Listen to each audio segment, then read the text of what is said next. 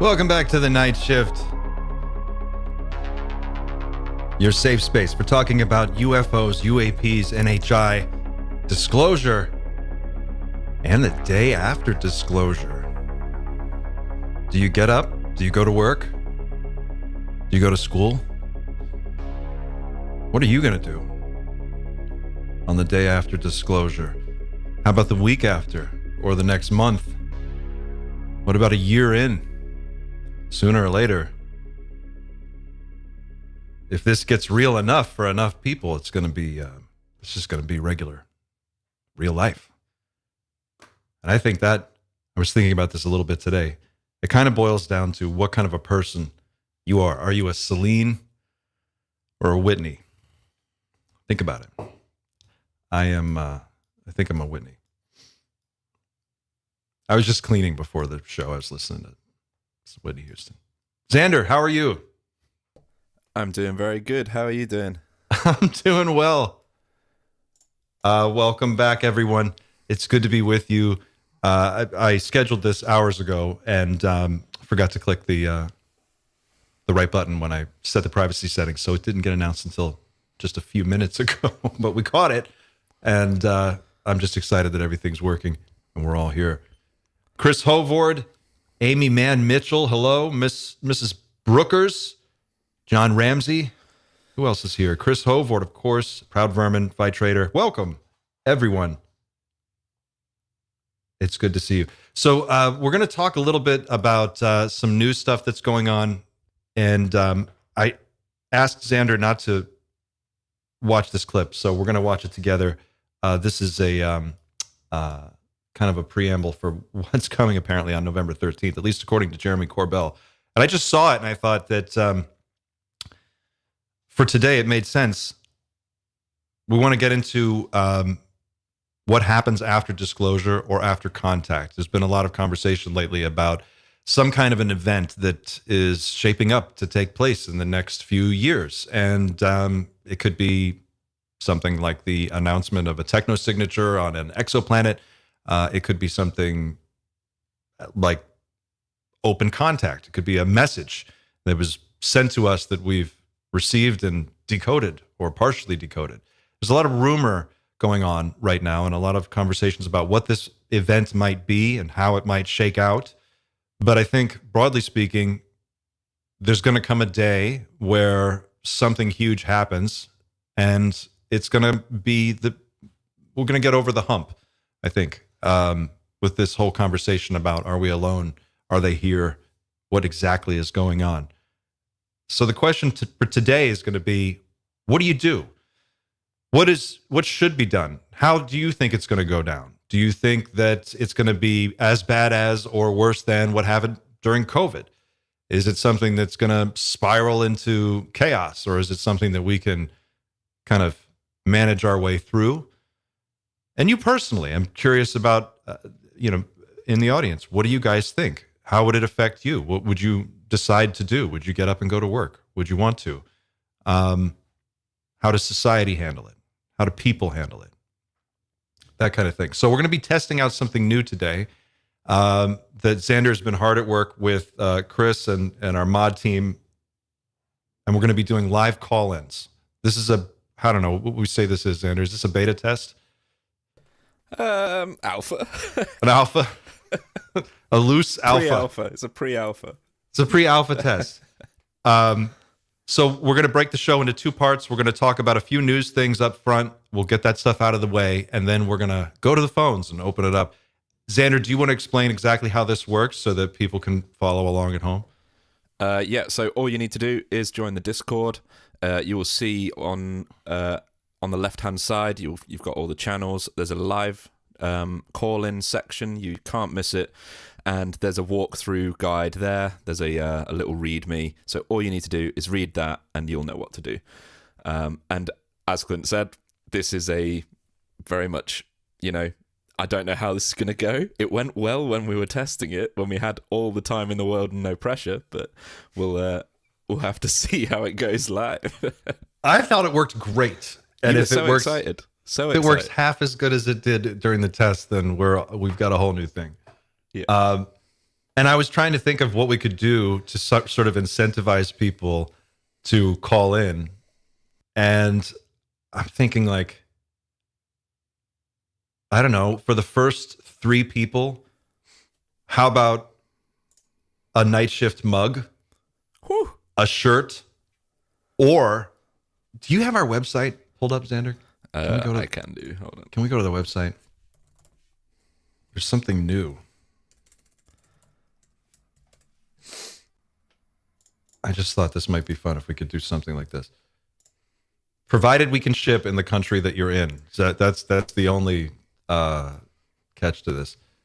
The first 3 people who call for today, night shift mug, night shift t-shirt, or night shift, a shirt of your choice, or our new night shift shaker pint glass.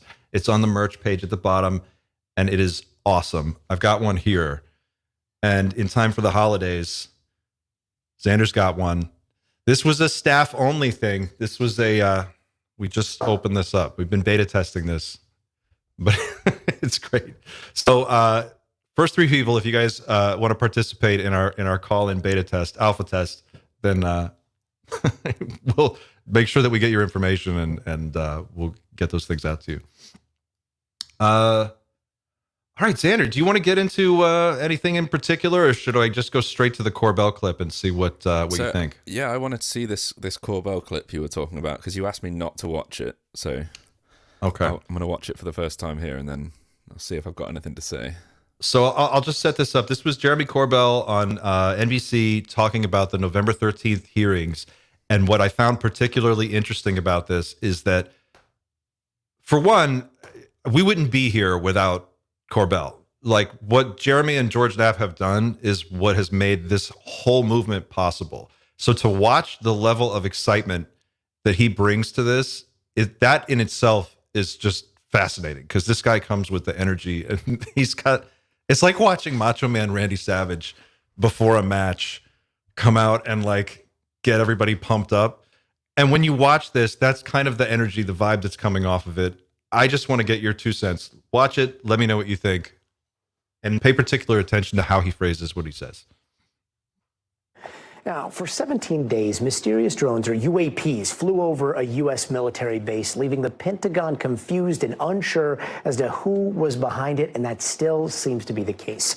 But now, at least, the Pentagon is confirming that those drones were, in fact, spotted hovering over Langley Air Base last year, and despite those drones violating U.S. airspace, they were not shot down, even though it looks like the commander of that base did have the authority to do so. And that's just one of the many instances of things flying with impunity over restricted airspace. And in light of all this, NBC News learned on Friday that there will be another congressional hearing on UAPs in mid-November, possibly with witness testimony. I had a chance to speak with Jeremy Corbell about this on Friday. He's a journalist, podcaster, and documentary filmmaker who has published a lot of the videos we're now talking about, and we've been talking about for years. This hearing, what kind of testimony could we see there? Right. So we are in a crisis right now of journalism in America. And there are a lot of attempts right now to stop witnesses, firsthand whistleblowers to UAP, from testifying. Now, we also have people fighting to allow for that. So the world, one way or the highway, is going to catch up really soon about UAP. George Knapp, my mentor in journalism, and I have been giving briefings on the Hill as recently as today, watching this unfold, just like everybody else at home. I will tell you this. This is the message, and it's already been said by Representative Nancy Mace. Come hell or high water, the hearing is on. Nothing can stop it now. Nothing can. And truth and significant transparency regarding UAP is unstoppable. So what the American and global public does with that, that's up to them. Jeremy, if I can, I want to play a bit of what the Pentagon said about those drones flying over Langley, the situation over Langley, if you don't mind. Take a look. The number of those UAS incursions did fluctuate on any given day, but they didn't appear to exhibit any hostile intent. It's something that we, have kept our eye on. So what you hear didn't appear to indicate hostile intent. What goes through your mind? Right. So Gotti, I think for your audience, I could sit here and I could answer your questions, but I think their questions will be answered soon enough with these hearings, the 13th of November, because they're going to happen. And I'd just like to say to your audience, as a journalist in America, I fear no thing real or fictitious, and I embrace the truth, no matter how challenging that is for people to process. So look, man, UFOs, UAP, there are incursions on sensitive military installations. In fact, I've reported with George Knapp and you, Gotti, a lot about that. But that is a small, tiny piece of opaque glass in a larger mosaic of what UAP represent or could represent to the American and global public. I do have one message that I want to leave you with today, Gotti, and this is for every whistleblower, every American patriot who has come to me as an American journalist and who has put trust in me and George Knapp. It's actually from a song by a guy called Livingston. I just learned this song. Here's what it conveys. Do not fear the truth. Fear is just your own shadow on the floor, and don't forget it. So listen, Gotti, we're going to have a different conversation after and on November 13th, because we are having congressional hearings on UFOs, and the world is going to learn things they didn't know before. And I do hope that you have solid individuals sitting there in that chair. And I think with Representative Nancy Mace at the helm, people that are heroes for this in the UAP caucus are going to make sure of it. Fingers crossed. November 13th. Maybe we'll get some straight answers then. Jeremy Corbell, thanks so much for taking the time with us today. Thanks for watching. So he is fired up. He is pumped up. I wonder why. Yeah, I wonder why. What do you think? I mean, he seems to think that we're going to learn something new. It's been a while, to be honest, since, I mean, the last thing that I thought was really newsworthy was the whole Immaculate Constellation article coming out. I thought that was big news. Yeah. I hope we're somewhere at that level with this. I know I always pronounce his name wrong. Tim Gallaudet, is it? Yeah. He's one of the ones testifying, I think. I don't know. I don't think any other names have been released yet. I don't think anybody's owned up. But it sounds like if it were Corbell, just him, that would be enough. Yeah. I mean, it sounds like Corbell has knowledge of other whistleblowers that want to testify but are being threatened in some way. We'll just have to see what happens. I'm massively excited for it. I hope it gets streamed somewhere on YouTube so we can do a watch party, because I think that'd be great. It'll totally be live. Yes, and we will if there, unless there's some weird reason why we can't do it, we will absolutely do a watch party. 100%. He's just got this weird kind of pep in his step, and it's like, think about what you just said. You said the most recent newsworthy event was the Immaculate Constellation. You know how often we're getting a super newsworthy event like every maybe 3-4 weeks now. Like, the dam is certainly breaking, I think. There's too much info now. It's just too much. Do they get out ahead, or do they just let it come out, outside of their control? Who knows? Or is this the controlled disclosure? Or is this what it is? Does it look like, I mean, look, because there's a chance that it could be made to look like this so that there's this sort of back and forth, and then in the end they just negotiate for full immunity, and then they wind up walking away from all of the consequences of some of the stuff that they've done. But they have to maybe go through some acrobatics. I don't know. But did you ever get the sense that like we're in the middle of it right now, because it's like we just have so much information coming out all the time? Absolutely, we're in the middle of it. I just think I still think it could go one of two ways, and I think that's what Corbell was just saying. He was saying, look, there's the proper way, or there's the way that you don't want, and it's if the hearings on the 13th don't reveal the information that essentially that the journalists want to have revealed, then it's going to come out either way. It sounds like they're ready to just release a bunch of stuff. Like Corbell has got his finger on the pulse. It's of interesting something. you said first-hand witnesses as well, because I don't think we've had that. First-hand witness to a craft would be in our possession, would be a game breaker. I mean, that would be Would it huge. get news? Would it get news though? Really? I mean, well, that's the thing, right? It's all getting news. Like, he was just on NBC. I mean, even that's mainstream. That's about as mainstream as it gets. So it's like getting news. That's the thing. It feels like it's everywhere now. It feels not like hot on the lips of everyone. I mean, for me, it's always on my mind. I'm sure it's always on your mind. It's annoying how often it's on my mind. I have to take a day off from time to time, and just not think about UFOs because it's too much. I was thinking last night, you know what? I need to have like 1 or 2 evenings a week where I switch my phone off and just don't pick it up. So I might actually start doing that. But yeah, you're right. It is all consuming. And, you know, when I first started watching you and then eventually working with you, you were saying how all consuming it is. And it really is. Once you start, you know, just embracing every piece of information and trying to absorb what's good and throw out what's bad, it takes up a lot of bandwidth in your head. So I'm really hoping that something of substance comes out on the 13th, purely because then we don't have to spend any time investigating like the backwaters of the internet. If someone can just say, yeah, I'm in the program, I've looked an NHI in the eye, like, you know, we'll vet him, and, you know, hopefully then we can all take a breath, and that would be a form of disclosure, really. I think that's, that sounds like what it's going to be, one way or the other, or there's some kind of catastrophic leak that has to take place. And maybe Immaculate Constellation was like a warning shot.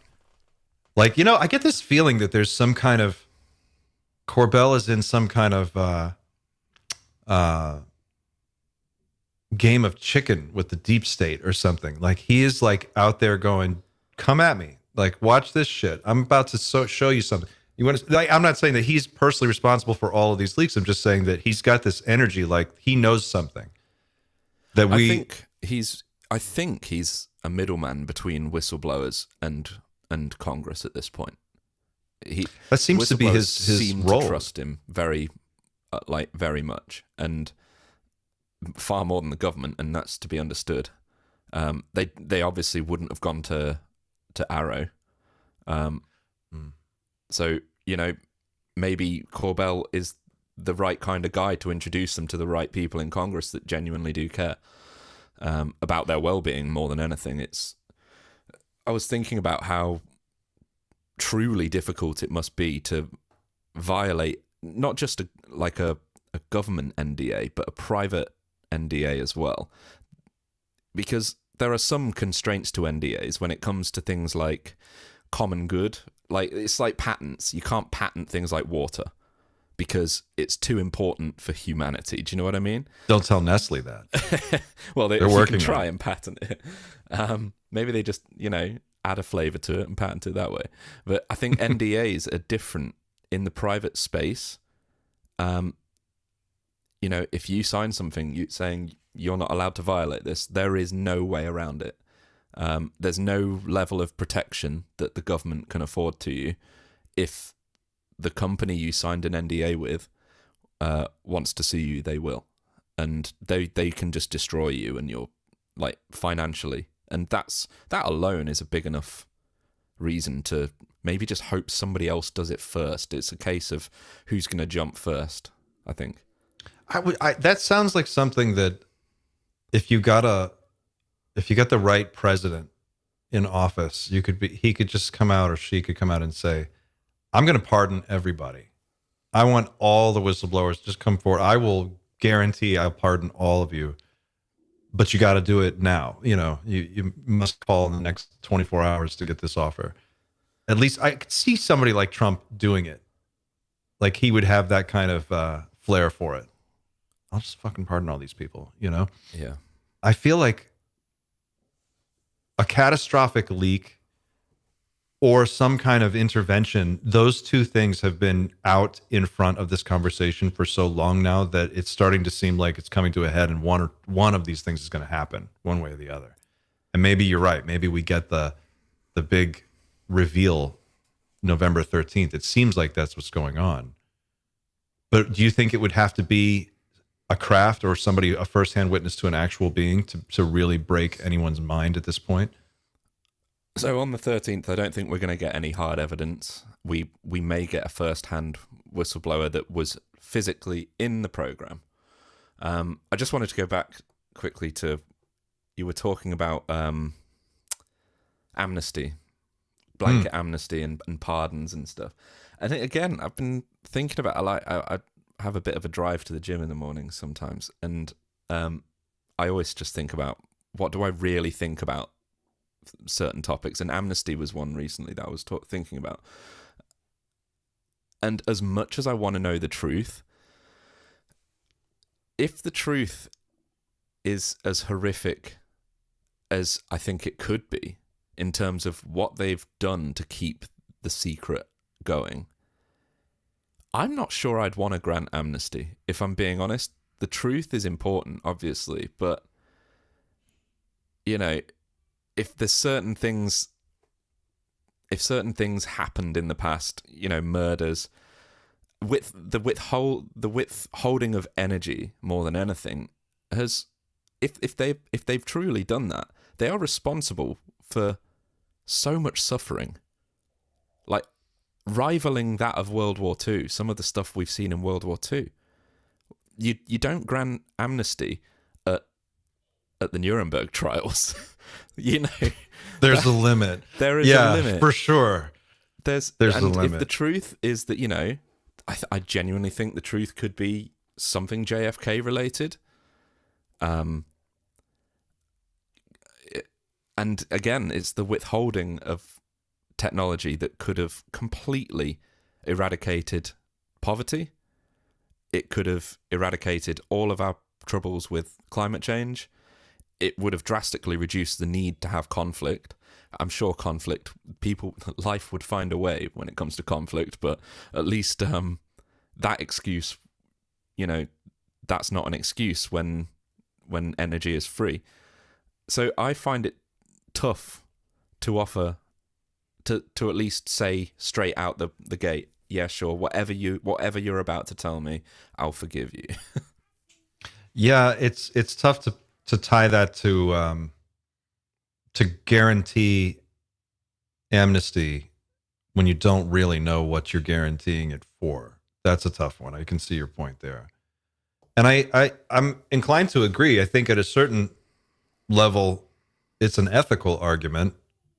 Do you save more lives by giving these people amnesty and getting the technology now, despite what may have happened in the past? Or do you withhold amnesty, probably don't get your hands on most of the technology, but you might get a little bit? I mean, for the sake of... That's a good point. It's a tough call. It really depends. I think that's what another interesting thing about the way Corbell teed up November 13th, because he said, in a manner of speaking, people don't know how important this is for the American people, the people of the world. He kind of like made this very broad, bold statement about the information that could come out on the 13th is that big. Now, he has a history of you know, pumping things up, but let's just take him at his word for a second and say, well, what if it is that big? What if it's like, oh yeah, we have devices, we have the energy solution in hand, but we want to trade that for immunity? I feel like you kind of have to go for it, don't you? For the greater good, perhaps. I think it would be a very hard pill to swallow to know that they've been sat on this.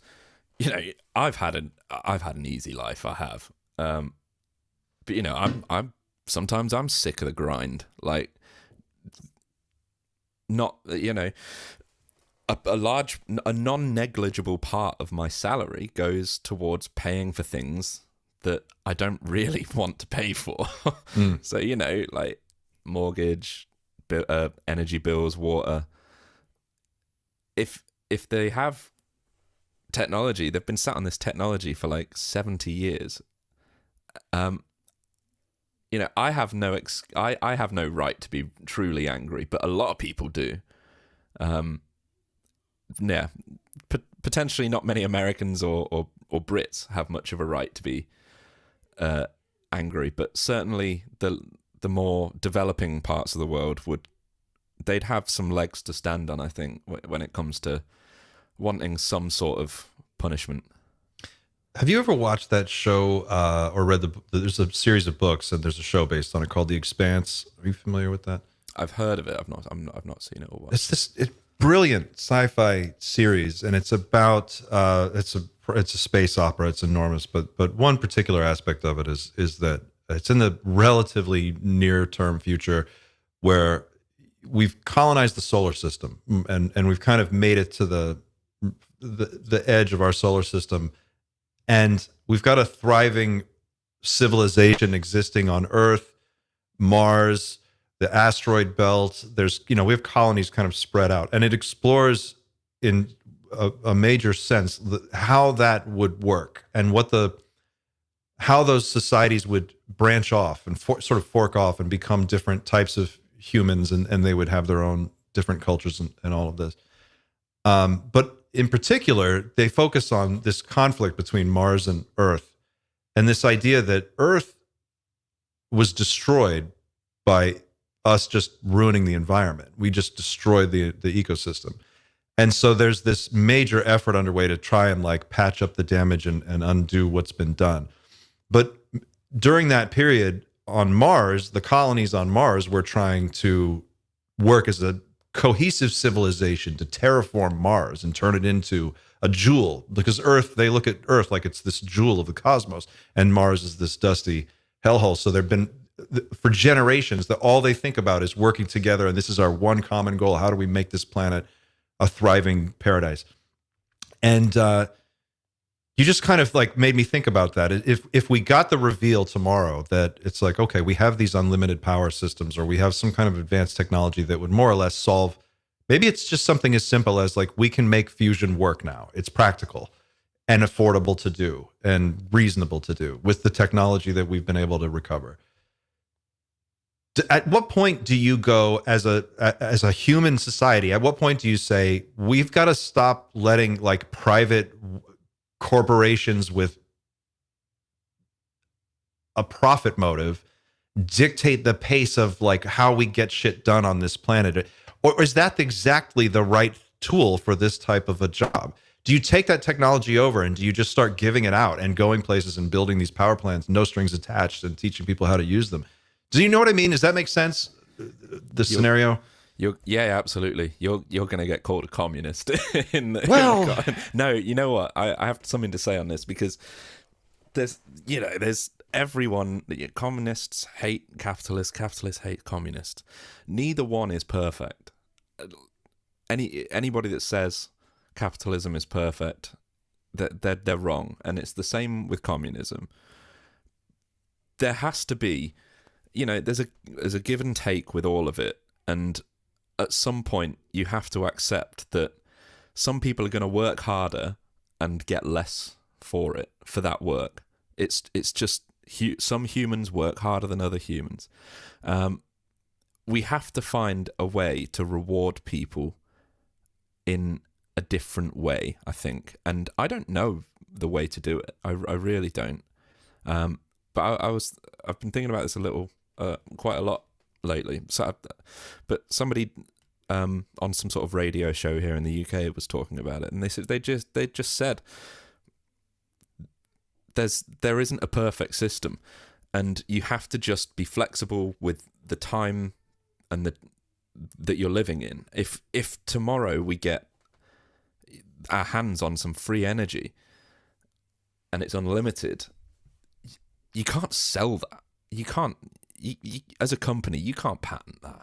You should not be allowed to patent that. Even if you invented it, you should, and without reverse engineering anything. If somebody invents, Greer has been saying the same thing for a long time. He keeps trying to get these 0-point energy inventors to just release all of it open source. And at the last minute, every single time, and I'm taking Greer on his word here, at the last minute, every single time they say, but what am I going to get? Or, I need to patent it before I do that. And it's like, okay, it's going to die with you then, because no one is going to let you control that amount of power. So, as I said, it needs to be a back and forth. Some things are better when they're shared, and some things are better when there's some competition involved. Free energy is one of those things that needs to be free energy, not unlimited free energy for a price. Even if someone's got to sit there and make sure the machine keeps running, we need to find a way other than charging people money to get access and to keep that system up and running. Do you know what I mean? 100%. And it seems like we're going to, I really want to do a deep dive episode on the singularity, because I don't think people unless people follow it, they truly don't appreciate how significant of an event that's going to be. But the idea that we're already at the point where we have humanoid robots that let's just give them another decade to really dial these things in. I mean, their hand-eye coordination, their dexterity is almost in some cases better than your human limbs. You take unlimited free energy and you plug it into an army of robots that can work 24 hours a day, 365 days a year, and they can build more robots and they can repair each other and repair themselves. Suddenly, like, all your other problems start to diminish. Like, you can build unlimited housing. You could build, you could do whatever infrastructure project you need to do. You could just flip a switch, and for the price of energy, or really for the price of, I guess, transmitting the energy, whatever your materials cost is, it would almost be like nothing. But you could achieve monumental progress in a very short period of time. So maybe that's a good place to start if we actually dive into what a disclosure would mean, because I agree with you. I think that singularity moment, whatever you want to call it, or the moment where the economic situation of the entire planet will be flipped on its head in a matter of hours. You've seen how quickly markets can react to news. It was a couple years ago, I think now, but a budget was announced in the UK, and by dinner time, our entire economic landscape was completely different, purely due to an announcement. Nothing had actually happened, but people lost millions of pounds that day. And that was a tiny little budget announcement. What happens? And I know you've mentioned AI being the singularity moment, but there will be if disclosure happens, economics. That's like maybe the first thing we talk about. What the hell happens to the markets? What to your money?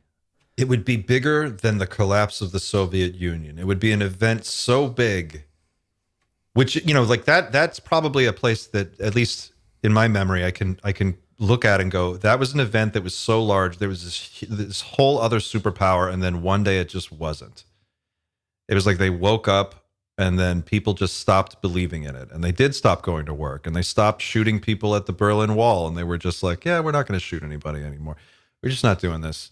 And it was just like, and then over a period of weeks and months, and then eventually years, it was like this whole thing just dissolved, and it changed the whole course of history for an entire planet. And I think, assuming disclosure happens, and it happens in a controlled way, what would it take for that disclosure to be a newsworthy event that really shocks markets? I guess to use your metric. Is it the energy thing? Confirmation? I don't think it matters what kind of disclosure we'd receive. I think economic fallout of any kind of disclosure, and I'm not talking about a techno signature. That I I'm not considering that disclosure because I don't think that would be a secret that has been held on to for 70 years. So let's clarify what we mean by disclosure. What type of an event are we talking about? Like either a disclosure that is official, like the president comes out and says this is all real, or some other event that's just as big that's impossible to ignore. Is that fair? So I think varying degrees of economic fallout, they're going to vary, but I think it's safe to say that anything other than a techno signature, which again, I'm not classing as disclosure because I don't think it's a secret that's been, I think that would be new information that the scientific community comes out with. I don't think it's a conspiracy, a techno signature. But any other kind of disclosure that includes the visitation of NHI to our planet, I don't think it matters if it's peaceful, the government saying it. I don't think it matters if it's catastrophic disclosure or NHI landing on the White House lawn or invading us or intervening. I don't think it matters. I think even with the most controlled form of disclosure, you've got economic turmoil that we've never seen before. I really do think there'd just be the collapse of world currencies. That quickly, in a matter of days. Not that, or minutes. I have it relatively easy, but how many people are really going to go to work the next day? If you find out we've been in contact with NHI or they've just arrived, whatever, is anybody going to go to work the next day, truly? Or at least enough people to keep the lights on? That's a great question. How badly do people flip out? Because they flipped out over toilet paper during COVID, and that was something to watch. I mean, people get into fistfights at Walmart and stuff. To see something, I think it depends on how the event goes down. If it's disclosure and it's controlled disclosure, like in the disclosure amendment, as it was originally written, the original 64-page text called for a panel of 9 experts from various different disciplines to be given essentially carte blanche access to all classified materials, regardless of what program they're in, for their review. And then internally, they would make a decision on what would get released, and there would have to be a really good argument for why it needed to remain classified in order for that to take place. Even then, it was a provision written into this bill that allowed for that to be, or required that anything that stayed classified would be re-reviewed. I think it's every decade. I could be wrong. It might be every 25 years. I think it's every 10 years by an independent board selected by Congress, selected by the executive branch. Both houses of Congress, the executive branch, all nominate people to this board. And then whatever is allowed to be, whatever they decide should be disclosed to the public, that goes to the National Archives. The National Archives, in tandem with this disclosure panel, would create, and this is exactly how it's spelled out. You can go read it. It's crazy. The detail. They would create a compendium of all the knowledge and information available that they were able to gather during this process. And this includes, in the original language, if they were given eminent domain, which basically means like they can take a bunch of FBI agents and just fucking walk in the door and go get whatever is in the hangar. Then that would be put out through the National Archives and it would be made available publicly, and it'd be a matter of record and everybody would have access to it. That's the idea. If it happened that way, I think it would be a huge news event, but I think it would be a slow burn. If they just show up or they just decloak one day, I think that's going to be the shocking thing. If they're already here, and there's a lot of them, a lot more than we think, a lot more, most people go their entire lives. They never see anything. They see some weird lights in the sky once or twice, and then they kind of file it away, or maybe they don't even think about it. But one day, if we all saw the same thing at the same time, that's a showstopper. That's where I think you get people just clocking out, going home, and they never come back. Or they just stop paying rent, or they stop, society starts to break down. I think society starts to break down when the people who keep it running decide that they want to spend more time with their families. It's more important that they're home with their families than going into work that day. There's also the associated information that comes with an encounter like that. In fact, you know what, I'll show you. Some people may have seen this, but I'm not sure if you've seen this, Clint. He's a board member, I think, of To the Stars Academy. He's a former CIA officer. His name's Jim Semivan. Let me just show you this quickly. So he's talking about, you know, the core truth of it all, effectively. So let's see. I haven't seen this whole clip, so we'll go for as long as it seems relevant. I've had people who I know are in the know, and I've mentioned this before, and one of them told me the truth is indigestible. It's not something that we would be able to fully grasp or entertain, and that it's like, you know, it would be like telling somebody something that they can't do anything about, and they don't know what the repercussions of that would be. It's so great.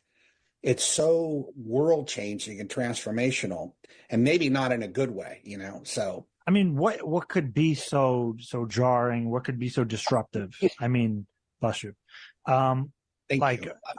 Like the idea that we're being visited by another advanced intelligence that's more advanced than us. I mean, do you think, or is it something else? I think it's much deeper than that. Lou once mentioned to me, we were chatting about this, and I asked Lou one day what he thought, you know, and, you know, he drew a Venn diagram, you know, on a board, and, you know, and in the middle of the Venn, you know, was, well, one side was consciousness and the other side was quantum theory. And the shaded part in the middle, he said, that's probably where this is. And when you think about that, what are the two things we really don't know all that much about, or that, you know, could be extraordinarily scary? And consciousness, is it local or is it, you know, non-local? If it's not local, you know, not produced by the brain or the body or the mind, it really means that there is a universal consciousness that we're part of, that we're tapping into. Quantum theory, in the very early days of, you know, quantum theory in the 20s and 30s, most of the people who grasped what it actually meant was, you know, that we're immaterial, that we're basically an illusion, and that atoms in general, we've come to find this to be true, are just basically invisible. There's no matter there, and that you know that. He's probably going off into a bit of a tangent about what I think he's speculating there, so there's probably not much need to continue there. But he's, you know, and he's not the only person that said this. He's said the truth is indigestible. That keeps coming up, doesn't it? It really does. And that's one interesting. Go ahead. I mentioned this in the Discord earlier. Again, I'll mention Greer. He said the truth is far weirder than the story we're being told. So maybe this really does get to the point where we just physically can't understand what's going on. Maybe that's the indigestible truth. Maybe it's not sad. Maybe it's just like, what? I don't think I buy that. And it's funny because it's like I was watching more Danny Sheehan stuff the other day, and I noticed that he says this in the Julian Dory podcast. He says, like, they keep telling us that if this comes out, it's going to be catastrophic and we can't handle it. And he's like, I just don't agree with that. And I kind of think he's right. It's always some scary, impossible to understand enigma, but apparently these guys all understand it, like they know, and they're just fine. I mean, they're running a whole program. The CIA's got departments. They have special little mission patches they design. There's bases with thousands of people working there. They're doing crash recovery and retrieval. Clearly, these guys know what's going on, and I just think it's kind of a red flag whenever someone goes, "You don't want to know," or you shouldn't know, or you can't handle it. Maybe they're assuming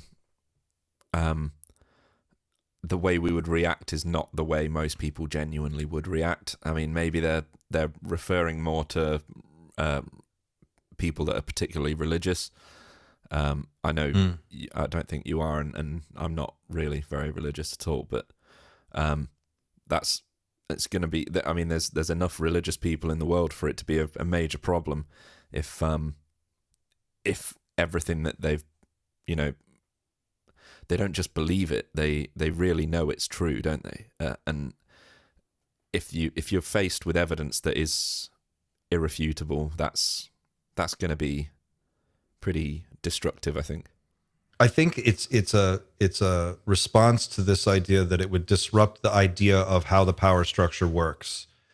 In most people's heads, there's a pretty basic idea of like who's in charge, how things work. You stay in your lane, you kind of go, you get your job, your career, whatever, you live your life.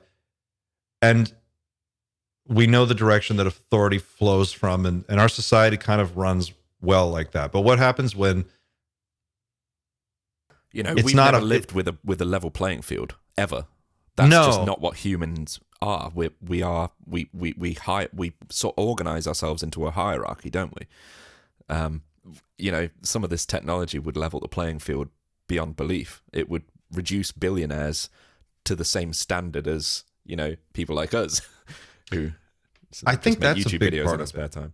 Because it's like, when something comes in and it's obviously displaying power and capability beyond what your leaders have, that's going to make people go, well, who's really in charge here? Like, it's like the bully at school, or, the person who thinks they're in charge or whatever. And then somebody comes in and shows them, and everybody else, they just see that they're not in charge anymore. I think that's kind of like the mental adjustment that they're worried about. How do people react? Well, maybe they'll just decide to stop participating. I don't know. But it feels like it's a decision that should be made by people that are, not cloistered behind closed doors in some dark room, that will never meet. I mean, who's making these decisions? I think I at least want to know who the people are who are making that decision if I'm going to entertain the idea that we can't handle it. Don't you think? That's the thing. Like, I want to see guys in suits in handcuffs. I think that's what I want to see. I want to see guys in suits in handcuffs. I want to see a bunch of like FBI guys kick down a door and go into a building and pull out some dudes in suits. And I want to see like people answer for some shit. Mm. And, does that make me a communist? I don't know. It gets very hard to offer amnesty after a while. When you really think about it, like the kind of secrets they must have been keeping and the way they must have kept that secret for 70 plus years. It's not as simple as they just didn't tell us. They've killed for this, as far as I'm aware. And as I said, the implications that they've been withholding free energy is mind-blowing. How the repercussions that has had on society, the amount of war and poverty that is a result of not having clean water. Well, again, that's the whole pitch for Star Trek, right? Like when they solve their energy problems, they solve once they get their technology house in order, Earth becomes a paradise. It's a paradise, and they even talk about it in the show a lot. They refer to that as there's a scene in Deep Space Nine where Ben Sisko's talking about it, and he was like, on Earth, where Starfleet is headquartered, it's a paradise. You look out the window, like it's always 74 degrees. It's always gorgeous. And out here, this is, where things are hairy and on the fringe. And I think about that. Like, how quickly could we, if we really chose like a Jacques Fresco, Venus Project type society, and we were like, let's go do that. Let's go make that. We've got the energy, we've got the robots figured out, we have the labor force figured out, we have the AI to power it all.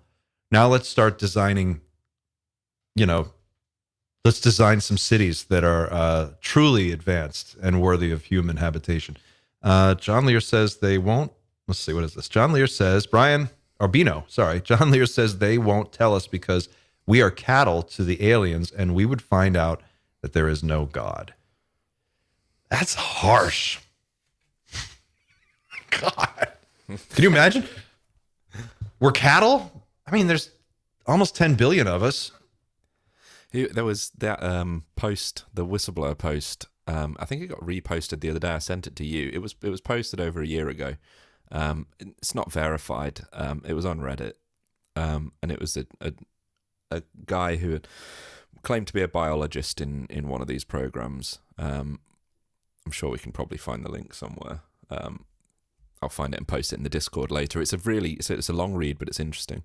And he does talk about the culture of these supposed NHI.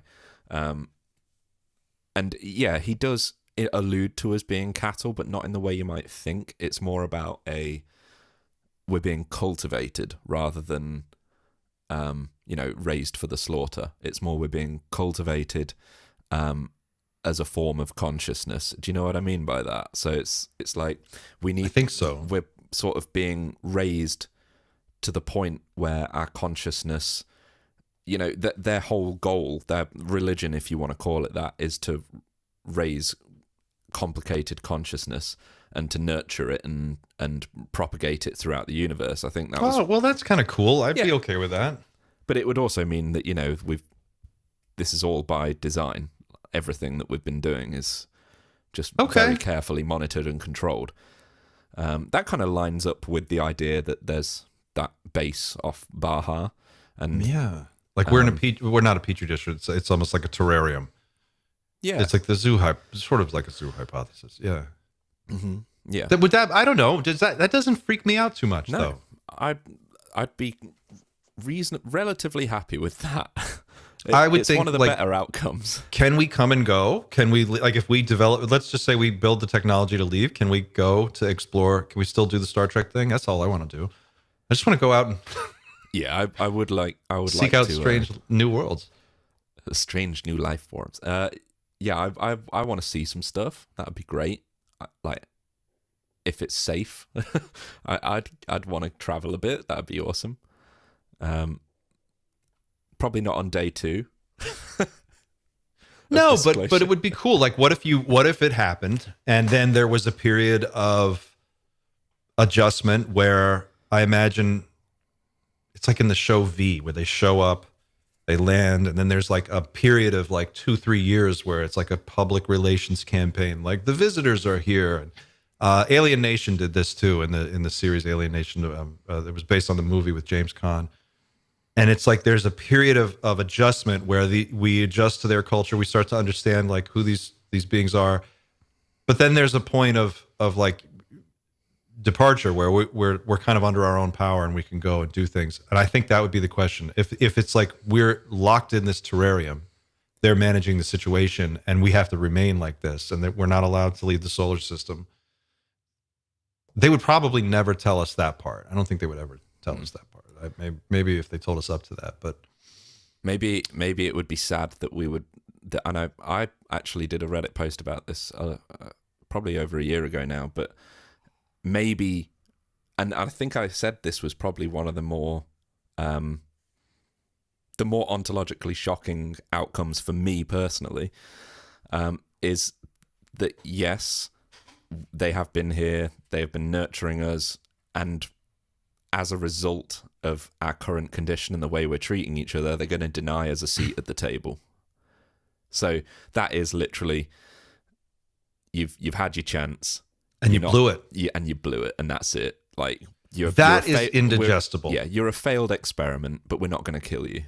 We're not going to kill you, but you're going to be on the D team. Like you get to. You're definitely not going to be. You're the alpha. You're pre-alpha.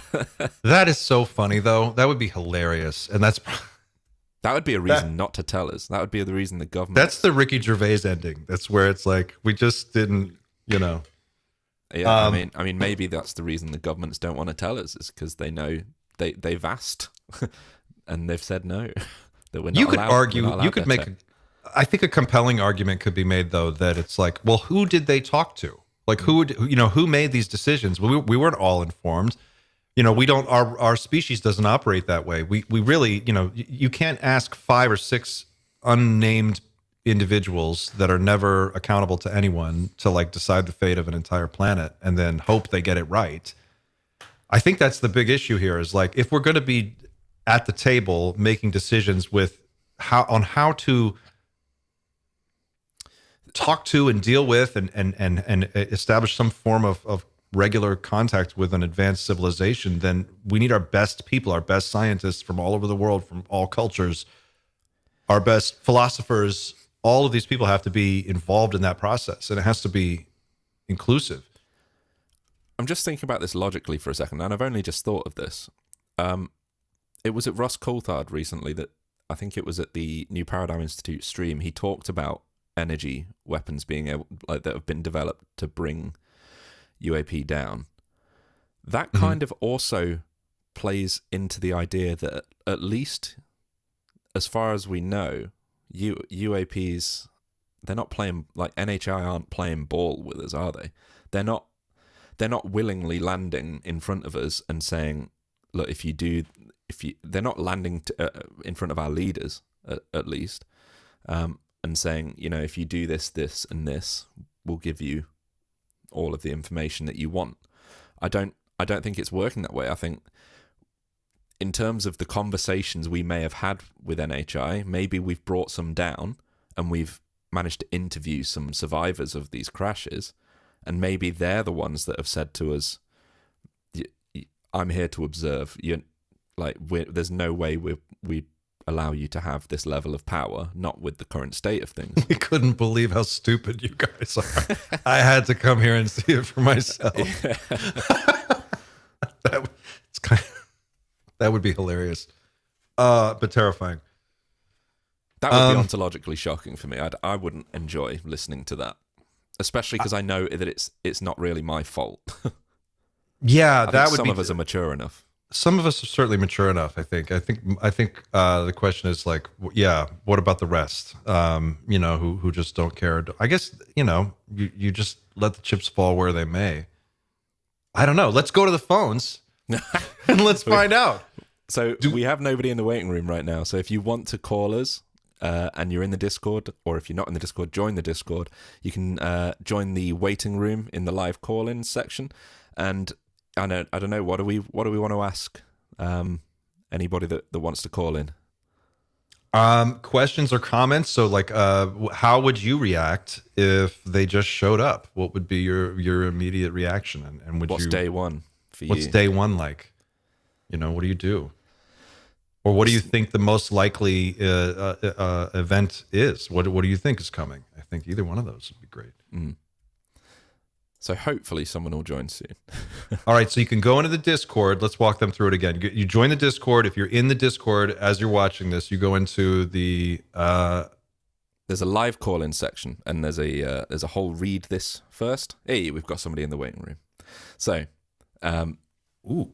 Yeah. You know what? We should do? We should... Oh, it's Alminius. Oh, they get a soundtrack. Nice. Let's get some soundtracks going. All right, we've got a couple people. Oh, the waiting room's filling up. Great. This is so cool. All right. All right. So whilst I sort this out, maybe you want to, I don't know, do some advertising for Friday or something. Oh, Friday. Yes, Friday's going to be great. So if you guys didn't catch the announcement on Monday, Friday we're going to have Chris Ramsey and Luigi Vinditelli. Chris Ramsey, of course, from his amazing YouTube channel and his new project, Area 52. He's going to be talking with us about that, which is his UFO, UAP, disclosure, non-human intelligence focused YouTube channel. It's his baby. He's super excited about it. And he's going to tell us what Project Gravatar is all about. He had a chance to experience it and do the VR experience, and he's going to share with us what that was like. And Luigi's going to be here to answer all of your questions about what is coming, what you can expect, when you're going to be able to see it, everything. Friday, be here. And you can ask questions because it's going to be live. What else?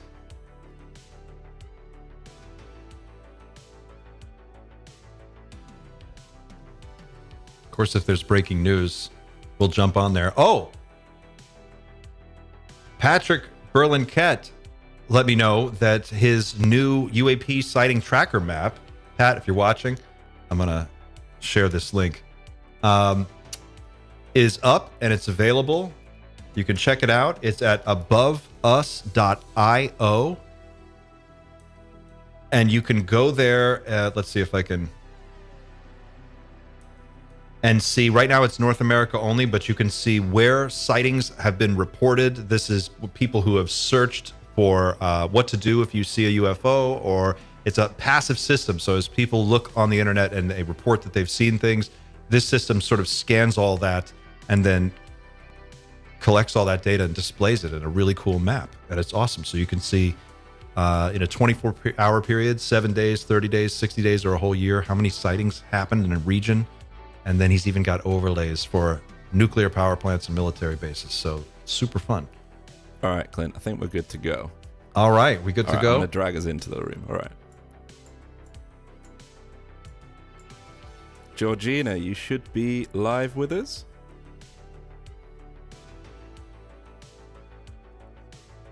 Georgina. Oh, it worked so well earlier. Let's see. Is it on my end? No. Georgina. Hi. Hey. Can you hear me? Yeah. Hey. Yeah, you might want to mute the stream. Just mute the stream, because then there won't be any delay. I can't. Oh, yeah, because I can't hear the other end. So can you hear Clint right now? Clint? Hello? Can you hear me? Okay, Georgina. I don't think she can hear us, but On YouTube. no, not on YouTube. You need to talk to us on Discord.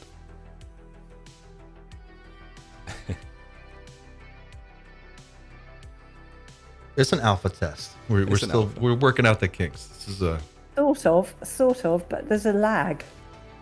Okay, how about this? Let's give us some time to ask a question, and then we'll just deal with the lag, and then So I'll work stop with it. YouTube. Is that how it works? just go ahead and ask your question, or make your comment. Well, I think you guys are doing a great job.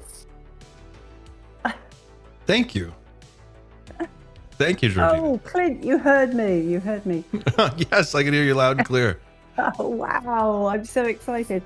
I'll actually ask a question. I can hear myself repeating in the background. You're going to need It's very- to just mute YouTube. It's very...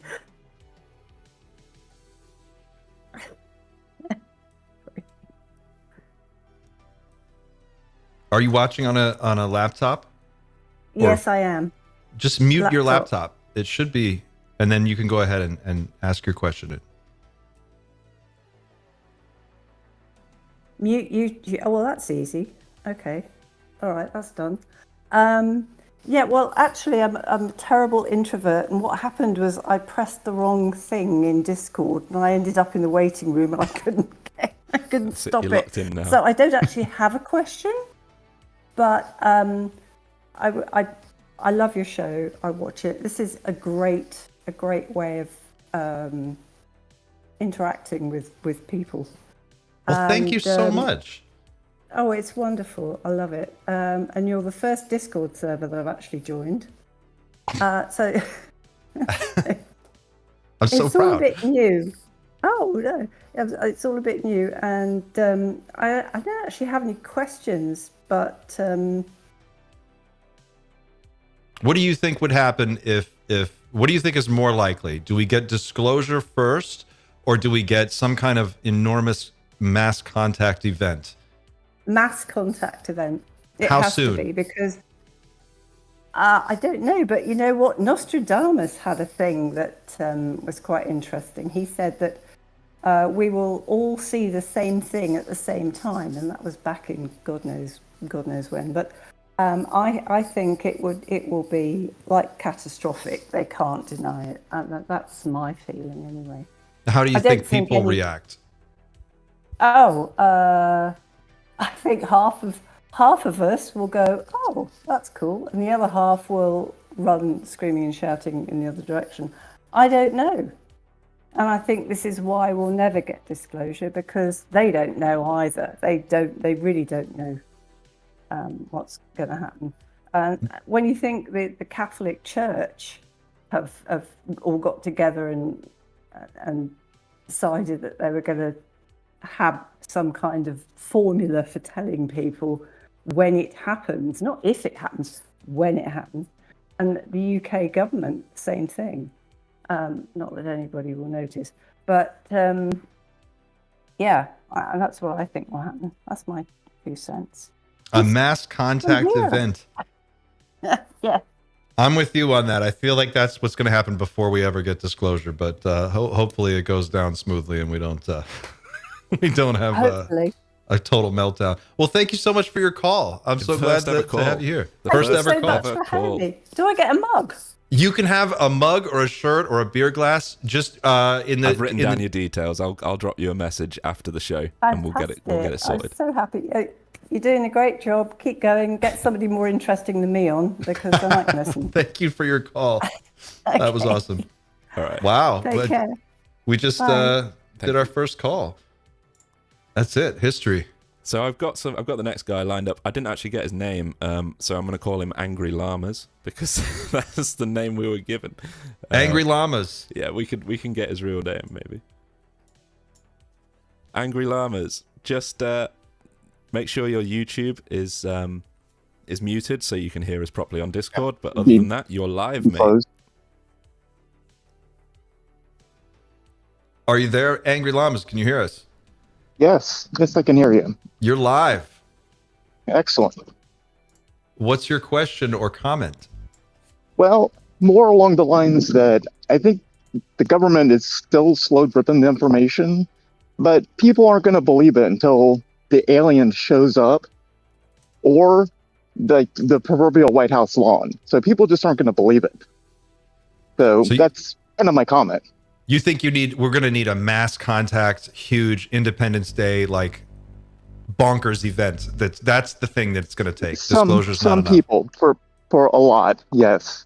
I think either like a presidential disclosure, the big capital D disclosures, but other than that, yes. That's a good point.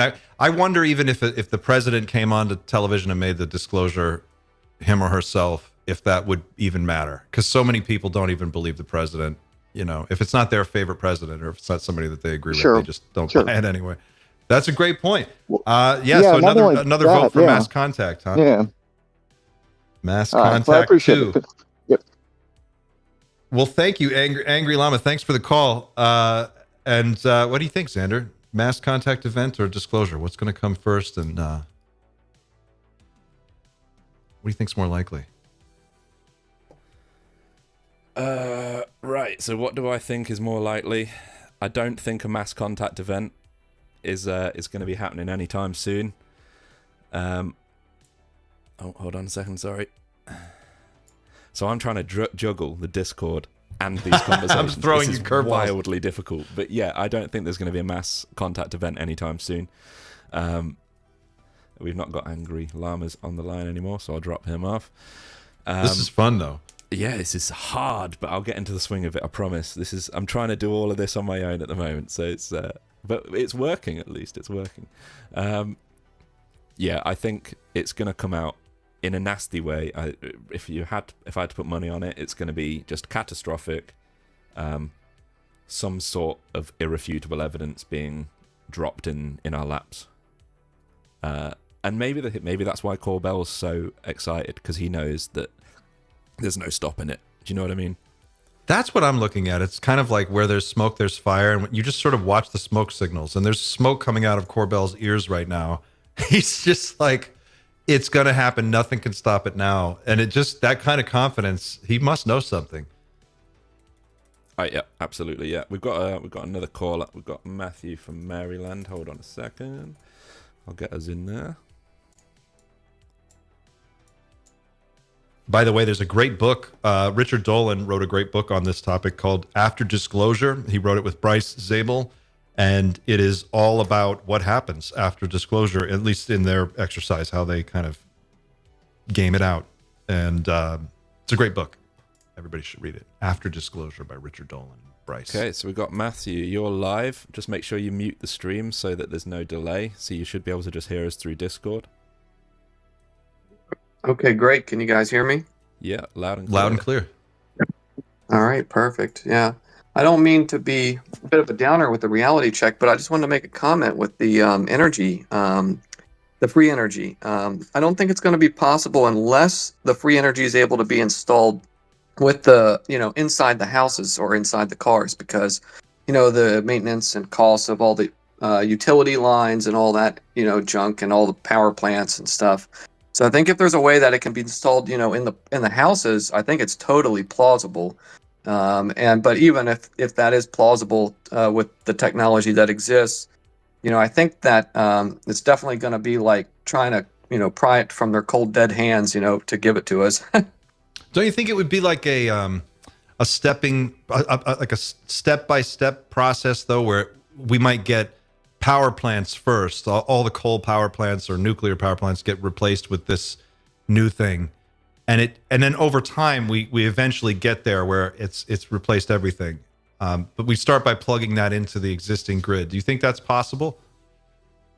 Yeah, I think that's definitely possible. I mean, even if just that happens, I mean, it would still, be good for, pollution and stuff. I mean, regardless of whether you guys are somebody who believes in, human-caused climate change, it would definitely reduce, pollution in the air. And I'm assuming it's zero emission. I probably is if they can use it, to travel here. So, I mean, even that would be huge. And if that then leads to, eventually smaller devices of that same technology being developed to, be more portable, then yeah, I think, yeah, it could be a stepping stone. Absolutely. Yeah.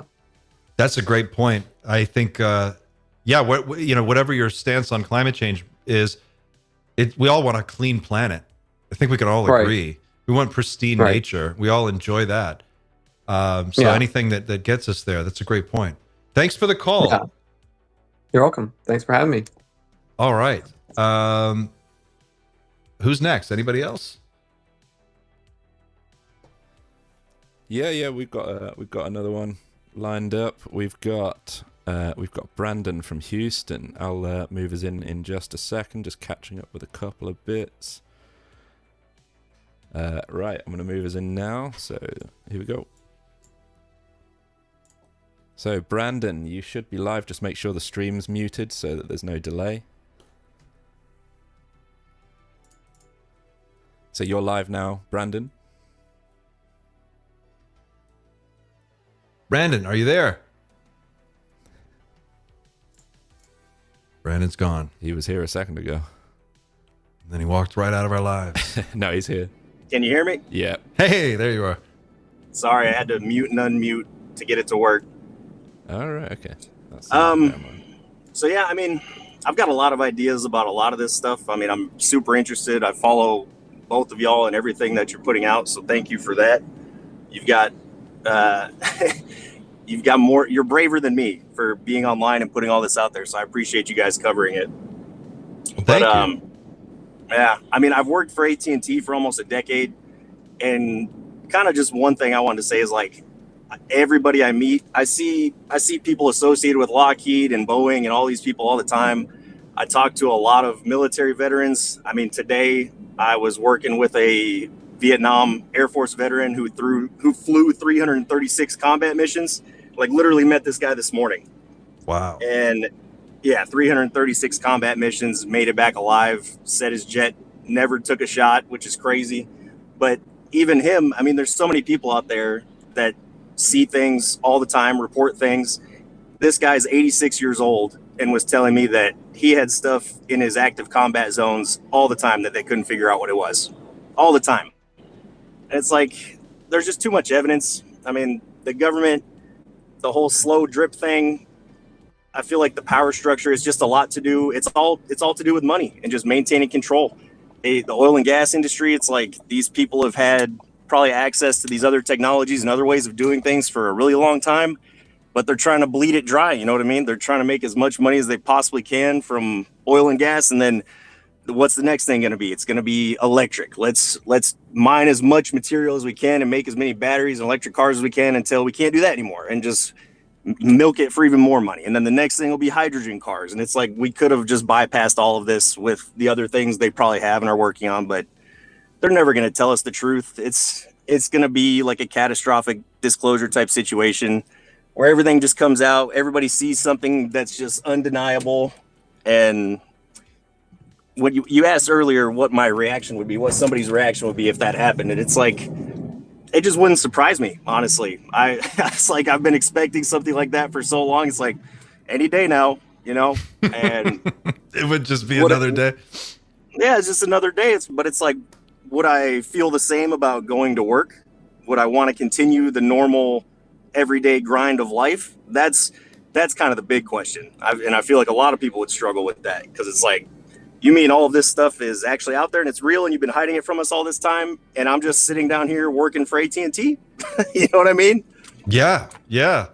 That's a great point. Thanks for the call, Brandon. I think you make a really great observation. It's a value conversation. It's like, what is the pitch to keep doing things the way that we've been doing them if something so big and so disruptive happens that we have to really just stop and take it all in? You know, how do you make the case that, like, yeah, everybody just needs to keep going to work and don't change anything?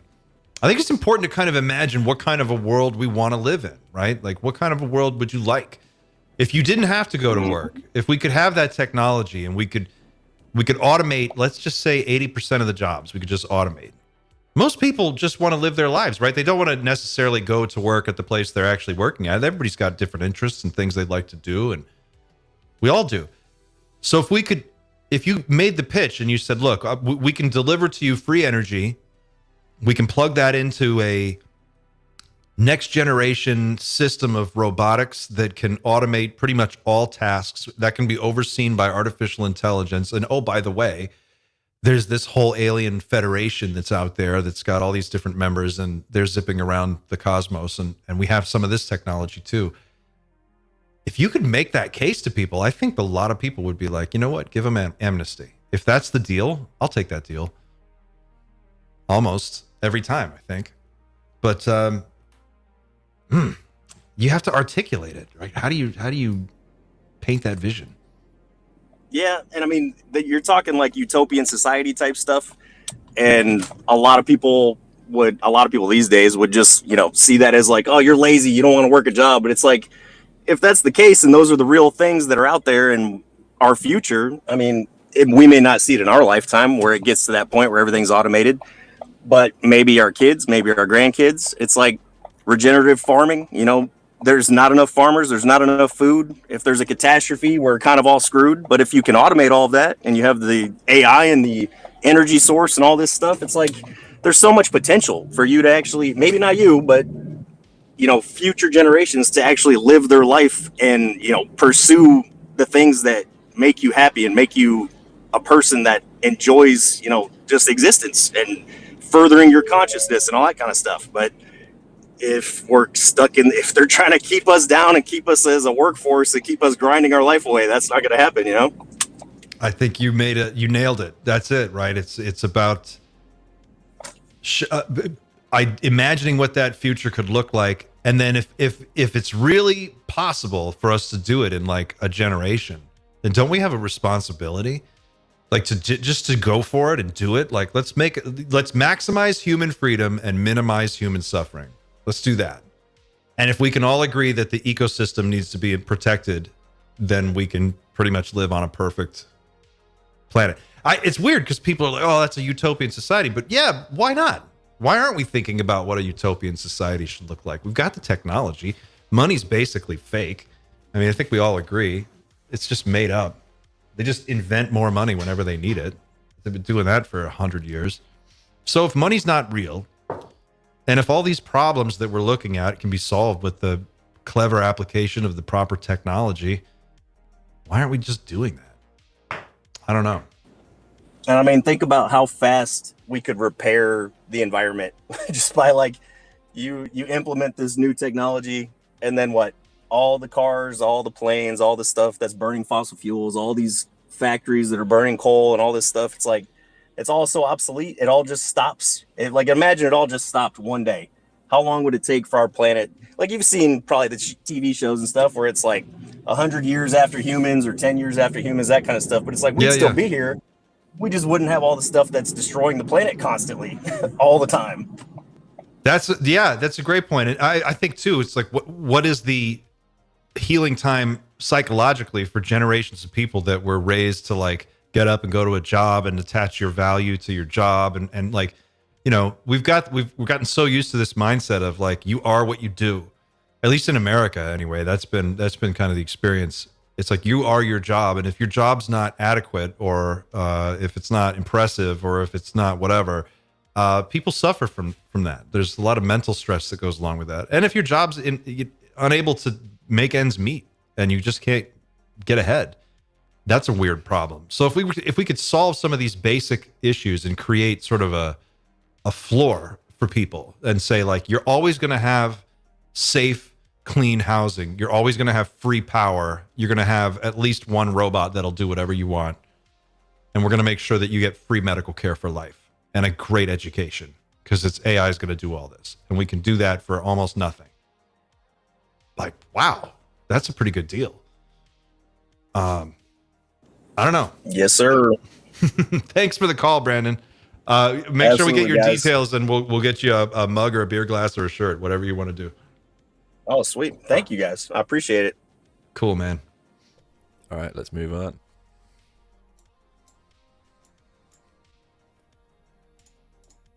So, Alice, you are live. Yes, sir. Thanks for the call, Brandon. You might just want to mute your screen. Yeah. Hello? Alice, hi. How are you? Hi. You're on. Can you hear me okay? Loud and clear. All right. Cool beans. I have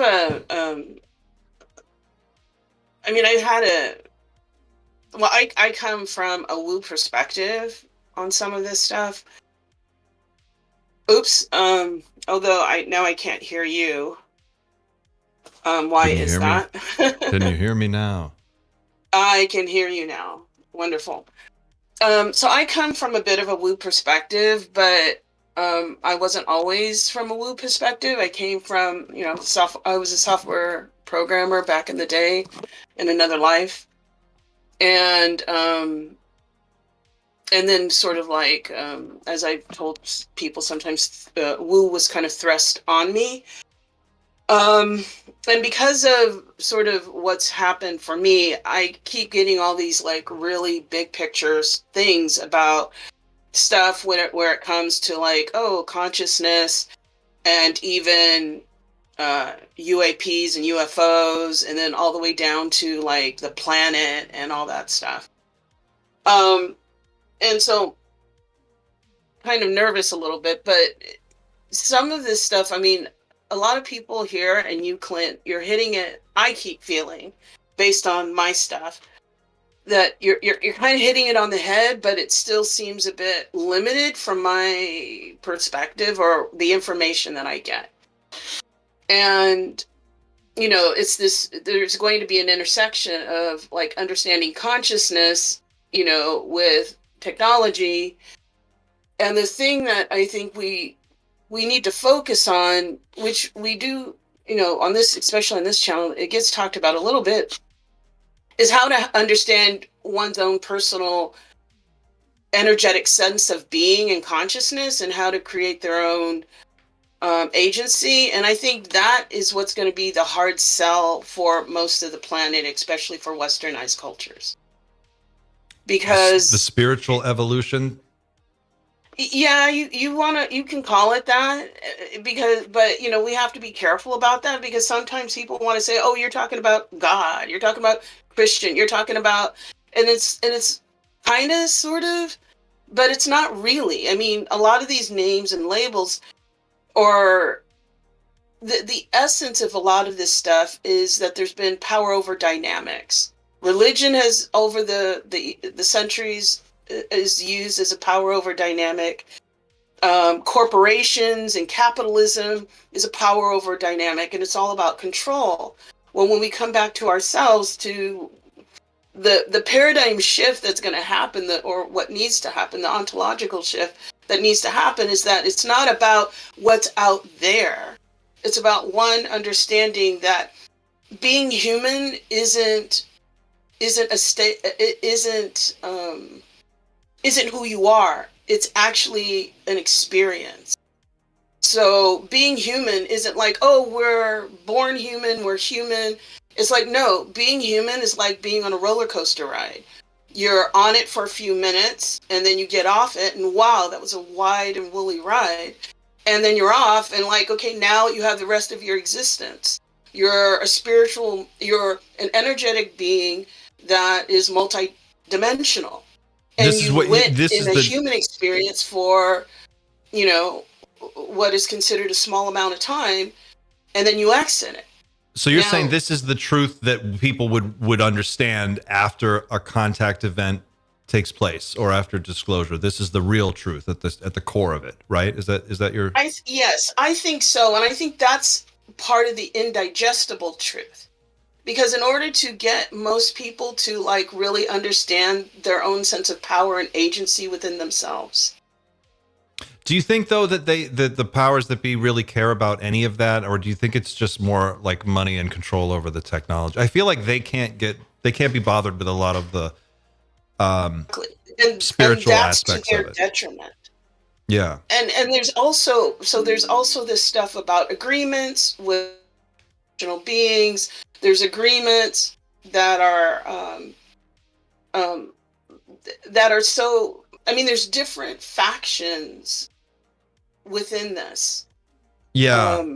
I and that's a question too. I think like what are we don't know what we're dealing with. We don't know how many different species there are. Some people say there's 3 or 4, Exactly. some people say 5, some people say 50 or 100. And it's all of this, the whole information landscape is so polluted and there's so much conjecture, fan fiction. It's a mess. And trying to suss out one thing from another and figure out what is at the core actually true here and what's actually going on is almost impossible. I think that's partly why, though, the UAP hearing on November 13th is going to be another huge step in this process, though, because a lot of what comes out in those hearings is on public record. It's if you lie under oath, you go to prison. You know, this is official information. Once it happens, we're going to have some more official information to work with. I feel like the spiritual aspect of this is going to unfold over generations after it takes place. I think we get there not overnight. I think it's going to be a tumultuous process that is probably going to take 2 or 3 generations to play itself out. How we actually all adjust. I think that's interesting, though. That like the notion that this is just a limited experience, and then there's the real experiences on the outside of this. Yeah, one other word. I mean, I think in dealing with some of this stuff, with the UAPs, AI, all of that stuff is interconnected. And in a way, what we consider spiritual stuff is going to have to. We're going to have to let go of the baggage around what it means spiritual stuff, because we will be able to better deal with what consciousness is, what it understands, what it means to be a being, what it means to be human. The more as a society, as a collective, human collective that's here on this planet, because we have a lot more power. And again, woo perspective, so this is my information, but I'll just say this. As a collective, a human collective, we have a lot more power. The earth is special. The earth, what I call the earth realm and the planet, is very special and particular. We, as a human collective, have specific, being in the human experience, we have specific agency. And a lot of times what is happening is we're giving away our agency, and we're allowing elites in power that don't have our best interest at heart. And we're also, there's these, within factions of the UFO or the NHIs, which are varied. There's galactic beings, there's a collective consciousness, there's individual, like physical beings, there's interdimensional beings, there's all kinds of different beings. Each one has a stake, each one has an agenda. And so the goal here is how to protect the planet and how to continue having a human experience. And I'll leave it at that. Thank you for your call, Alice. That was an excellent point. Well taken. I think we have one more queued up. Yeah, we'll go for one more. He's been on already, but I think he's got something extra to say, so I'll just move us in there now. Here we go. Matt from Maryland, you're back on. Matt, you're back. Hey guys, I'm online. You're online. Welcome back. All right, thanks for having me back. Yeah, I just wanted to comment on the ontological shock piece of this. So I think for me personally, how I handle it and what I do the next day is going to really be dependent on how these beings, how their behavior changes. I think it's important for us to think like, if the market crashes, we'll get through that just like we did with COVID. If the grocery store shelves get wiped out, we'll get through that just like we did with COVID. I think all that stuff and an ontological shock, we'll get over that as well. But I think something that's important that needs to be talked about more, and it has been talked about in the community some, but I think not nearly as enough as it deserves, is that how their behavior might change, these beings, right? Because if you think about it from an analogy standpoint, the petri dish theory or the lab experiment theory that has been thrown around, that maybe they're studying us or maybe they created us, whatever that may be. If that is the case, think about what we do as humans, right? When we run medical tests or some sort of any kind of test really on a biological animal, it's usually a mouse. And when we're doing those tests on those mice, right, they probably think we're the most evil people in the world because we're doing all kinds of crazy stuff to them. But think of this, when those mice don't cooperate or this experiment goes wrong, or they just refuse to cooperate from whatever the experiment purpose is. It's not like they just let them go in the wild. They kill them and they get a whole new batch of mice, right? And so that's my fear, is maybe they say they can't tell us because they have been told, maybe these aliens have told them, if you tell the public and you ruin our plans, we'll have to get rid of you and start over with our experiment. I'm not saying that's true. I'm not 100% sure I believe that as a possibility, but it is a possibility. And I think the Ariel School incident is the one thing that gives me faith that there's at least one species, or at least some, individuals in that species who definitely want the best for us. But there's definitely a lot of incidences and, abductions that, indicate otherwise as well. So there's probably good and bad, but the bad ones, it's totally possible that could be the situation here.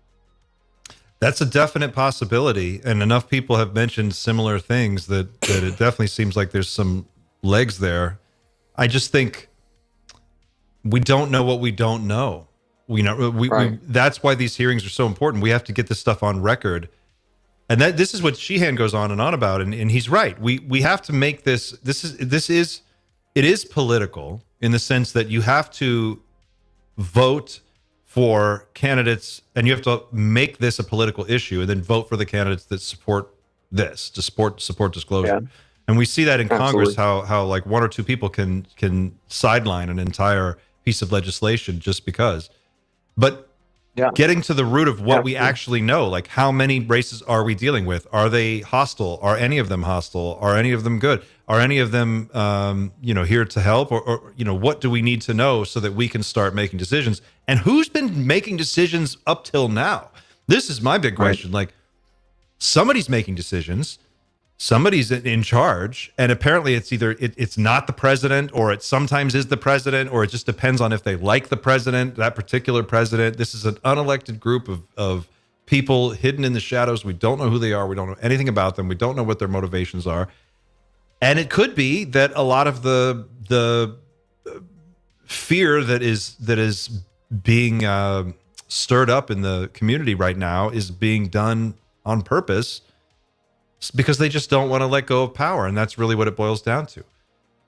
I feel like we need we need some Joe Pesci energy. We need to be like, how about I come in there and I arrest all of you, and then we'll come back and we'll find out what you know, and then I'll decide if you guys get immunity or not based on how cooperative you are. I feel like we need like a Lethal Weapon interrogation scene. We need some kind of like we have to get after these people. We were like asking them to like, we meekly go to them and we're like, please, will you please tell us something?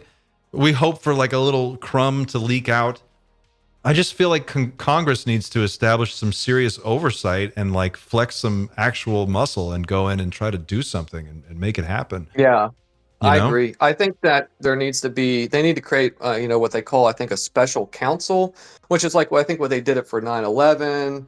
They did it for the whole situation with the Trump and Russia thing. They did it with Iran Contra. They did it, whereas, it's a third party. They don't have any conflict of interest, but they also are basically law enforcement. So they have the ability to issue subpoenas, and interrogate people and confiscate things and stuff like that. That's really what needs to be done, because I think as long as it's in Congress, there's going to be some members that are all for this, but there's going to be also members who are not for it, because of their, conflict of interest with, Lockheed or whatever contributions they're getting from other industries.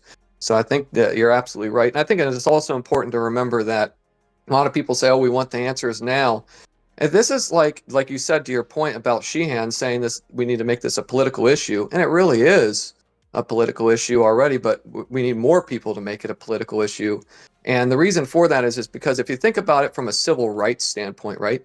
People fought for civil rights for, women to vote, or for, all races to vote and all that stuff, right? And that didn't just happen overnight or even in 1 year. I mean, that took decades of fighting, right, to get that passed. And this is just almost kind of like another civil rights kind of issue to a certain point, where it's going to take a lot of political activism for maybe years more to come, for everything to fully come out. I think you're absolutely right. Thank you, Matt from Maryland, for that excellent point. You nailed it. It has to be. I think power is not. You have to take it. That's just the only way it works. We've got to take it. We can't wait for them to just decide they're okay with like letting us know. Like, we've got to decide that we're going to go get that information, and we're just going to walk in the door and get it. And I often wonder like what it would take. Again, like, Trump strikes me as the type of guy who would do something like that. I'm not the biggest Trump fan, everybody knows, but he does strike me as the type of guy who would be like, I don't know, can we just get like 100 Marines and go down there and see what they got? Like, let's go, load up the helicopter. I'm walking in the front door. I want to see where's the UFO. Let me see it. What are they going to do? Yeah, I think I think he's kind of a wrecking ball in that kind of way, and I think that's what scares a lot of people, is that he's kind of that way. But yeah, I think you're absolutely right. He could be like that, and that's a very good point. Yeah, that would be the thing, right? To go down in history is that, because look, the president who does come forward, whoever the president is that makes it happen, there's only one of these cards in history. Like, this gets played one time, and then you're it. You're the one. You came out and you told everybody. Like, that is almost irresistible for somebody. I would think somebody like Trump. Like, I would go to him and be like, "Don't you want to be the guy?" They'll remember you forever. They'll never stop talking about you. It doesn't matter what anybody does after that. So or whoever. Another point about the other side too. A lot of people say, "Oh, Trump's probably the more likely guy to do it." I think one thing that's important to keep in mind with the Democrats is Chuck Schumer, the most powerful person in Congress, the Senate leader, Chuck Schumer, has written the bill, the UAP disclosure bill, not once, but twice, 2 years in a row. So he wants it so bad, he's willing to do it again. And think about that. Guess whose boss that was? That was Kamala Harris's boss. And if her old boss wants it disclosed, she's going to go along with it. And it got massive bipartisan support. This is in a congressional environment where nothing has gotten done for years. Like, it's been stymied for like 16 years now. It feels like nothing ever happens unless one party has overwhelming control. But in this very rare case, we see members of both parties, powerful members of both parties, who have a lot to lose and who stand to look really stupid. I mean, you don't just put your name, like Chuck Schumer doesn't just put his name on a piece of legislation that's just ridiculous. There's got to be a there. And I think that's what we're getting at, is like, you're seeing these people that are coming forward, that are putting their name in official legislation. It's on the books. This is becoming real in a way that it wasn't before. And we're seeing these amazing leaks happening almost every couple of weeks now. It's like it is picking up steam. And it feels like, if you look at what Jeremy Corbell is saying and you listen to his statements, one way or another, this thing is primed to go. They have got it. They are prepared to do something catastrophic and leak it all, or they're going to let it come out in a controlled forum inside a testimony in front of Congress. But it's going to come out. Like, that was his quote. Nothing can stop it now. So you've got Danny Sheehan saying something huge is going to happen. You've got Jerry Corbell saying nothing can stop it now. You've got Lou Elizondo saying, I'm not touching this one. This is not my conversation. Somebody else is going to have this conversation, but not deflecting it outright and not saying nothing's going to happen.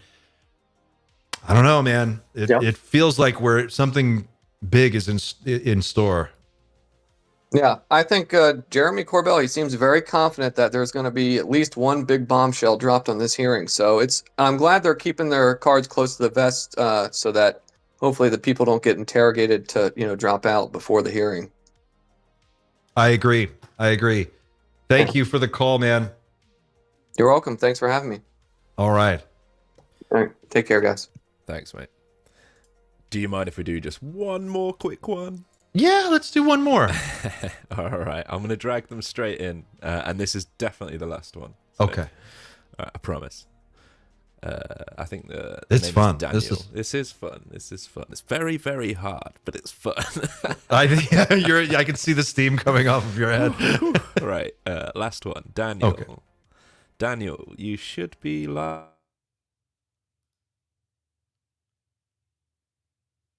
with us right now. I think we've got him. Oh, hang on. You're back. Yeah. Sorry. Excellent. Right, do you have a question, comment? We'll see. Well, that's mysterious. Time will tell. Daniel, anything you want to say? You're live. Sorry. I wasn't sure if I'm like 1 behind or already there. I'm trying to see what your face is on YouTube, and it was not showing. Okay, thanks for having me. I actually talked to you like via mail like some months ago. My name was Trinimec. I sent you like a bunch of Bob Lazar stuff and some Dan Burish stuff. Maybe you remember. Oh yeah, I do. A lot of information in that email too. So what's your question? Yeah. I mean, I was thinking, because you were talking about, what's going to be the next thing, like what will be is it going to be disclosure or like contact? I guess I wanted to talk about that because I feel like, because there will be a lot of disclosure, at least that's the vibe I'm getting. Like we're going to have, but maybe not first aliens, but more first point of view, something like 9/11 or JFK. That's what people are telling me. You think there's going to be an event like that, or that you think the disclosure is going to play out like that? I'm not clear on what you're. It will begin the disclosure process. So first, it needs to get the ball rolling.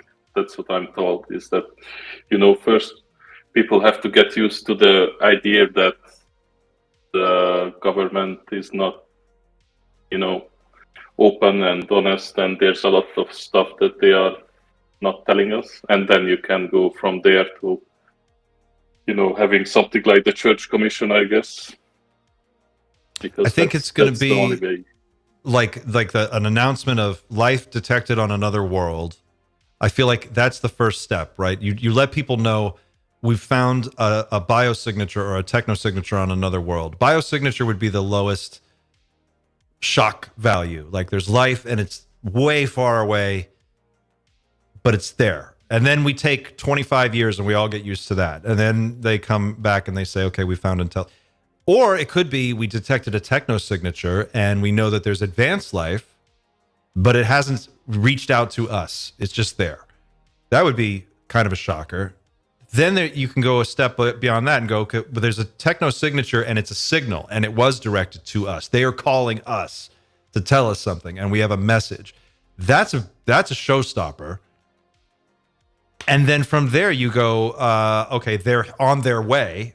The next step would be they're coming here and they're going to arrive here in a certain period of time. That would be a real mind grenade.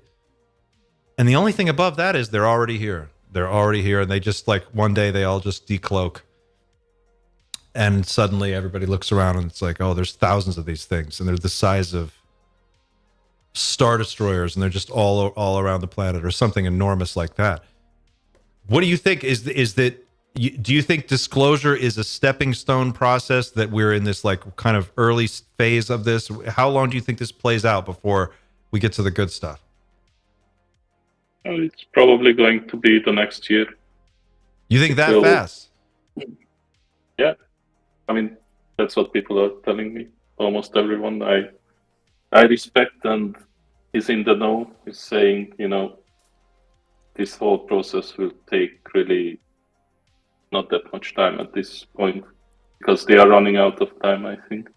So you think there's something forcing their hand? There's some event on the way that's making them do this?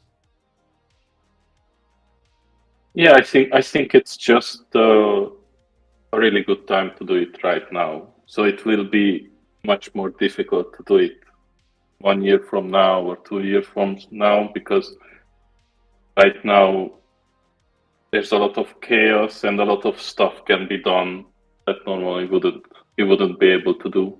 And so if you push out a lot of disclosure stuff, it might go through, while normally it would be blocked, like last year or this year. So in other words, there's a window of opportunity to do it now, and the people who are pro disclosure are going to seize that moment and go for it, in your view, based on what you're hearing. Yeah, I think they are forcing the issue. Like, wow, I hope you're right. But that's what they are saying, and it's already starting in November. But obviously, it's not going to start with disclosure, because that comes a bit later. But probably, at least this is what they said, is that by the end of next year, I guess not the end of next year, end of so maybe next year is disclosure, and the year after that you get contact. Yeah, contact. That's going to be a showstopper. Contact. Eye to eye contact. I mean, not open contact, but some form of formal contact. Yeah, within 2 years. Yeah, the end of 2026, if we can believe the stars or whatever. I hope you're right. Thanks for the call, Daniel. This is I don't know. Xander, what do you think? 2 years. Well, we'll all have some questions for Daniel if what he said doesn't deliver. We'll all come back. It's all on you, Daniel. I see you in 2 years, guys. / remind me. Thanks for the call. All right, we're running out of time. We got to start to wrap it up there. I've got a hard out at 3:59 because I roll into a call at 4.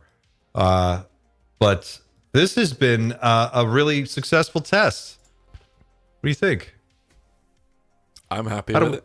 I'm happy. You're happy with it? I want to quickly thank Chris the mod, because he did help me out towards the end there, just contacting a couple of people. But yeah, no, I think that went really well. I think it's awesome to talk to the community. I think it's completely new. It was a thing back in the Art Bell days, but it's not a thing now, and it's a huge loss that I think needed to come back. So hopefully we'll get smoother with this, but I think for a first time it was pretty good. And yeah, I just encourage everyone to say what they want to say to us, and hopefully one day we'll be able to get some of these questions in front of the people that we really want to ask the questions to more than anything. If we can get some of the guests that we all reference and we watch their videos on our channel, sorry, on your channel. It's not my channel. Not my channel. That's the channel. The channel.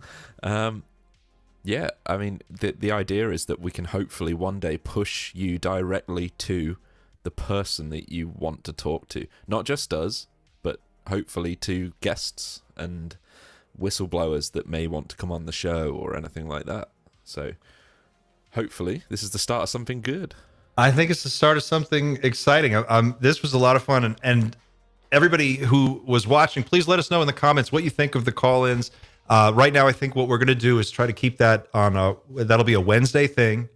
We're going to try to do, we have Mondays at 2:00 Eastern, Wednesdays at 2:00 Eastern is going to be the call-ins. And then on Fridays, we're going to try to bring in our guests and we're going to feel this out as we go, but let us know what you think. Drop a comment. Don't forget to like and share and subscribe and do all those things. It really does help the channel when you subscribe or like a video or share. It gooses the algorithm. And I know everybody on YouTube gives this pitch, but it really does make a huge difference. And it's been the thing that's helped us kind of grow the channel so quickly in such a short period of time. So thank you all for being here. Thanks for being a part of the conversation. That's what Night Shift's all about. It's about you guys. It's, it's for all of us. This is one big moment. We're all in it together. We're watching it unfold. And you should have some thoughts about this. You should have some opinions. We want to hear what they are. So come back, see us again, participate, be a part of the conversation. Don't forget to get involved with the Discord. And check out our website, teamnightshift.com. That's all I've got. Xander, anything? Last words before we sign off? It'd be great to have you guys join on Friday. We've got Chris Ramsey from Area 52 and Luigi Venditelli from Project Gravatar. It's going to be an awesome show. So please come back for that. It will be usual time. All right. Took the words right out of my mouth. Thanks, guys. We'll see you on the next one, Friday, 2:00. Until then, keep looking up.